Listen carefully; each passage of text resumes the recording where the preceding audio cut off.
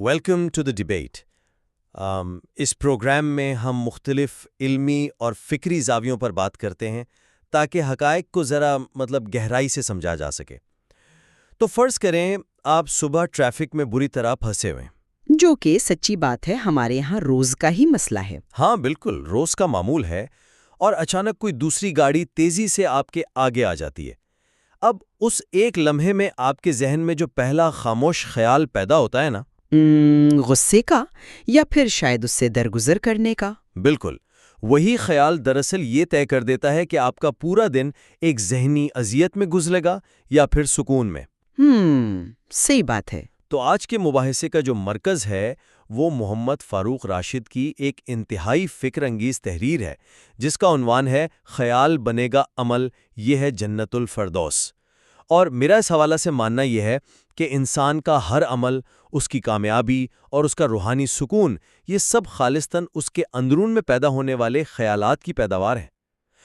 اگر سوچ کا بیج درست ہو تو عمل کا درخت خود بخود سیدھا اگتا ہے۔ لیکن دیکھیں، میری نظر میں یہ تصویر مکمل نہیں ہے۔ ہم اکثر اس خاموش بیج کی رومانویت میں کو کھو جاتے ہیں، لیکن سوچ بذات خود صرف ایک امکان ہے، ایک پوٹینشل ہے۔ میں یہ سمجھتی ہوں کہ جب تک وہ سوچ ایک ٹھوس، ظاہری اور معاشرتی عمل کی شکل اختیار نہ کر لے، اس کی کوئی خاص اہمیت نہیں ہے۔ اچھا، تو آپ کے خیال میں عمل کی اہمیت زیادہ ہے؟ جی بالکل، وہ جنت الفردوس، وہ سکون جس کا ذکر اس تحریر میں ہے، وہ صرف ذہن کے کسی گوشے میں پیدا ہونے والا خیال نہیں ہے، بلکہ یہ ان عملی رویوں کا نتیجہ ہے جو ہم دوسروں کے ساتھ اختیار کرتے ہیں۔ عمل کے بغیر خیال کی حیثیت تو بس ایک ایسے نقشے کی سی ہے جس پر کبھی کوئی عمارت تعمیر ہی نہ کی گئی ہو۔ نقشے اور عمارت کی مثال آپ نے بہت اچھی دی، لیکن ذرا سوچئے کہ اگر نقشے میں ہی بنیادی خامی ہو تو آپ چاہے جتنا مرضی اعلیٰ معیار کا سیمنٹ اور لوہا استعمال کر لیں، وہ عمارت تو بالآخر گری جائے گی نا۔ یہ تو ہے، بنیاد تو نقشہ ہی ہے۔ حقیقت کی طرف اشارہ کرتی ہے۔ مصنف نے اس پورے میکانزم کو بہت تفصیل سے سمجھایا ہے کہ ایک سوچ کیسے عمل میں ڈھلتی ہے۔ آپ وہ 5 درجات والے حصے کی بات کر رہے ہیں؟ جی بالکل، خیال کا پیدا ہونا، تکرار، یقین، ارادہ اور پھر عمل۔ اگر ہم اسے نفسیاتی زاویے سے دیکھیں تو جب ایک خیال آپ کے ذہن میں بار بار آتا ہے تو وہ دماغ میں باقاعدہ ایک رستہ بنا لیتا ہے۔ یہ بالکل ایسا ہے جیسے جنگل میں کسی ایک ہی جگہ سے بار بار گزرنے پر ایک پگڈنڈی بن جاتی ہے۔ صحیح۔ وہ پگڈنڈی آپ کا یقین بن جاتی ہے، اور ایک بار جب یقین پختہ ہو جائے تو انسان کا ارادہ اور عمل اس کے تابع ہو جاتے ہیں۔ اس لیے میں کہتا ہوں کہ اگر ہم اس زنجیر کی ابتدا یعنی خیال کے مرحلے پر ہی پہرا دے لیں تو آگے کا سارا سفر خود بخود درست ہو جاتا ہے۔ ایک منٹ، تو آپ کہہ رہے ہیں کہ یہ سب بس ایک سیدھی لکیر ہے؟ جی، میرا مطلب ہے یعنی پہلے ایک تنہا خیال آیا، اس نے یقین بنایا اور پھر عمل ہو گیا۔ مجھے اس لینئر اور سیدھے سادے ماڈل سے ذرا اختلاف ہے۔ اچھا، کیوں؟ دیکھیں، کیا انسان کا ذہن کسی ویکیوم میں کام کرتا ہے؟ مصنف خود تحریر میں اس بات کو چیلنج کرتے ہیں جب وہ کہتے ہیں کہ انسان کے خیالات صرف دماغ کی پیداوار نہیں ہوتے بلکہ دل کی کیفیت بھی انہیں متاثر کرتی ہے۔ ہاں، جذبات کا تو دخل ہوتا ہے۔ تو اب سوال یہ ہے کہ دل کی کیفیت، مثلاً خوف، مایوسی، حسد یا محبت، یہ آخر بنتی کیسے ہے؟ یہ جذبات تو بیرونی محرکات اور ہمارے ارد گرد موجود معاشرے کا براہ راست رد عمل ہوتے ہیں نا۔ فرض کریں ایک شخص کو معاشرے میں مسلسل ناانصافی اور حق تلفی کا سامنا ہے۔ تو آپ کہہ رہی ہیں کہ بیرونی حالات اثر انداز ہوتے ہیں؟ بالکل، اس کے ارد گرد کا نظام اس کے دل میں عدم تحفظ پیدا کرتا ہے، اور وہ عدم تحفظ اس کے دماغ کو مجبور کرتا ہے کہ وہ منفی خیالات سوچے اور بدگمانی کرے۔ آپ اسے یہ نہیں کہہ سکتے کہ بس اپنے ذہن کا دروازہ اندر سے بند کر لو اور سب ٹھیک ہو جائے گا۔ آپ کا دل اور آپ کے خیالات ایک بیرونی فیڈ بیک لوپ کا حصہ ہیں۔ آپ معاشرتی رویوں کو بدلے بغیر صرف سوچ کی اصلاح نہیں کر سکتے۔ میں اس فیڈ بیک لوپ کی اہمیت سے انکار تو نہیں کر رہا، لیکن سوال یہ ہے کہ اس لوپ کو توڑا کہاں سے جائے؟ آپ کہہ رہی ہیں کہ معاشرتی ناانصافی منفی سوچ پیدا کرتی ہے۔ جی بالکل پیدا کرتی ہے۔ لیکن ذرا سوچیں، وہ ناانصافی خود کہاں سے آئی؟ وہ ناانصافی بھی تو کسی دوسرے انسان کے اندر پیدا ہونے والے حسد، لالچ یا تکبر کے خیال کا ہی عملی نتیجہ تھی نا؟ دنیا کا ہر ظالمانہ نظام یا ہر مہربان ادارہ پہلے کسی کے دماغ میں خیال کے طور پر ہی ابھرا تھا۔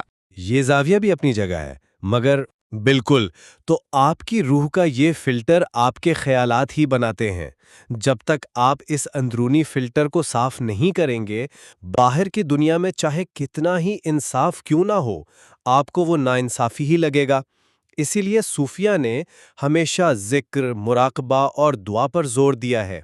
جب انسان کا اندرونی کنٹرول روم منظم ہو جائے تو بیرونی حالات اسے اس طرح متاثر نہیں کر سکتے جیسے آپ دعویٰ کر رہی ہیں۔ اچھا، آپ کا یہ کنٹرول روم اور فلٹر والا تصور سننے میں بڑا دلکش ہے، اور میں مانتی ہوں کہ انسان کو اپنی سوچ کا محاسبہ کرنا چاہیے، لیکن آپ بار بار جس مراقبے اور تنہائی کی بات کر رہے ہیں نا، تحریر خود اس انفرادی نقطہ نظر سے ذرا آگے کی بات کرتی ہے۔ وہ کیسے؟ مصنف نے باقاعدہ تعلیم، تربیت اور ویژن اکیڈمی جیسے اداروں کی مثالیں دی ہیں۔ اب آپ مجھے بتائیں، کوئی بھی تعلیمی ادارہ کیا ہوتا ہے؟ کیا یہ کوئی غار ہے جہاں لوگ آنکھیں بند کر کے بس مراقبے میں بیٹھے ہیں؟ ہاں، نہیں، غار تو یقیناً نہیں ہے۔ بالکل نہیں، یہ ایک انتہائی فعال، سماجی اور بیرونی ساخت ہے۔ وہاں ایک استاد ہوتا ہے، نصاب ہوتا ہے، مکالمہ ہوتا ہے۔ یہ سب کیا ہیں؟ یہ ٹھوس بیرونی اعمال ہیں۔ مصنف دراصل یہ تسلیم کر رہا ہے کہ ایک فرد کے خیالات کو سمجھنے کے لیے آپ کو ادارہ جاتی مدد درکار ہوتی ہے۔ آپ صرف ایک بچے سے یہ نہیں کہہ سکتے کہ اپنے خیالات صاف کرو۔ اسے ماحول دینا پڑتا ہے۔ جی، اسے عملی طور پر تہذیب سکھانی پڑتی ہے، تب جا کر اس کی سوچ کی تعمیر ہوتی ہے۔ مطلب خیالات کو مثبت رخ دینے کے لیے بیرونی عمل ایک لازمی شرط ہے۔ لیکن ذرا اس تعلیمی عمل کی روح کو تو سمجھیے۔ ایک استاد یا ایک ادارہ بچے کے اندر تبدیل کیا کر رہا ہے؟ وہ اس کے ہاتھ پاؤں کی حرکت تو نہیں بدل رہا نا؟ وہ تمام بیرونی ڈسپلن، وہ کتابیں، ان سب کا حتمی ہدف یہی ہے کہ اس طالب علم کا ذہن ایک خاص انداز میں سوچنا شروع کر دے۔ تو آپ کے خیال میں بیرونی ساخت صرف ایک ذریعہ ہے؟ بالکل، بیرونی ساخت صرف ایک عارضی سہارا ہے۔ جیسے ہی عمارت مکمل ہوتی ہے، وہ سہارا ہٹا لیا جاتا ہے۔ اور اگر آپ تحریر کے مرکزی عنوان جنت الفردوس پر غور کریں تو یہ بات مزید واضح ہو جاتی ہے۔ کس حوالے سے؟ ہم جنت کو عموماً ایک ایسی جگہ سمجھتے ہیں جہاں محل ہوں گے، نہریں ہوں گی، لیکن مصنف نے کیا کہا ہے؟ وہ کہتے ہیں کہ جنت الفردوس دراصل ایک کیفیت ہے جہاں دل مطمئن ہو اور ضمیر پاک ہو۔ اب آپ مجھے بتائیں، اطمینان قلب اور پاک ضمیر، کیا ان کا تعلق کسی باہری ادارے سے ہے؟ ایک انسان جس کے پاس دنیا کی ہر نعمت ہو، وہ کامیاب ہو، پھر بھی رات کو شدید بے چینی کا شکار ہو سکتا ہے۔ کیوں؟ کیونکہ اس کا ضمیر پاک نہیں ہے۔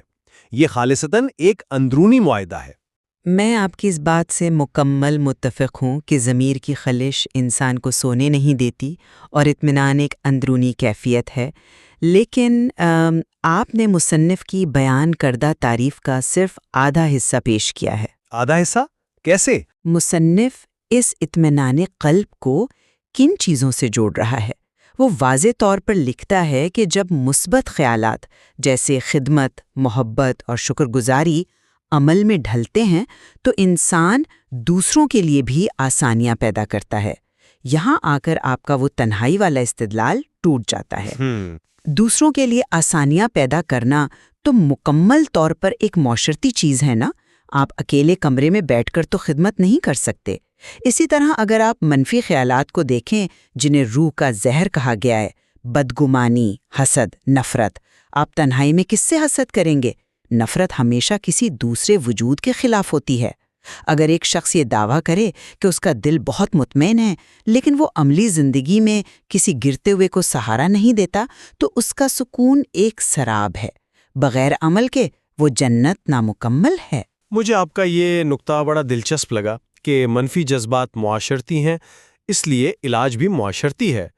لیکن اگر ہم ذرا اور گہرائی میں جائیں تو فرض کریں ایک شخص ظاہری طور پر بہت سخی ہے، وہ بڑے بڑے اسپتال بنوا رہا ہے اور ہزاروں لوگوں کے لیے آسانیاں پیدا کر رہا ہے۔ تو یہ تو بہترین عمل ہے نا؟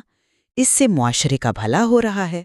ظاہری طور پر ہاں، لیکن اگر اس شخص کے اندر اس کی نیت میں تکبر ہے یا وہ یہ سب صرف نمود و نمائش کے لیے کر رہا ہے تو کیا اسے وہ روحانی سکون ملے گا جس کی بات تحریر میں کی گئی ہے؟ یہ ایک پیچیدہ صورتحال ہے۔ بالکل نہیں ملے گا۔ معاشرے کو تو فائدہ ہو رہا ہے لیکن اس کی اپنی روح کا زہر ابھی تک موجود ہے۔ کیوں؟ کیونکہ عمل کا وجود اس کے پیچھے موجود خیال پر کھڑا ہے۔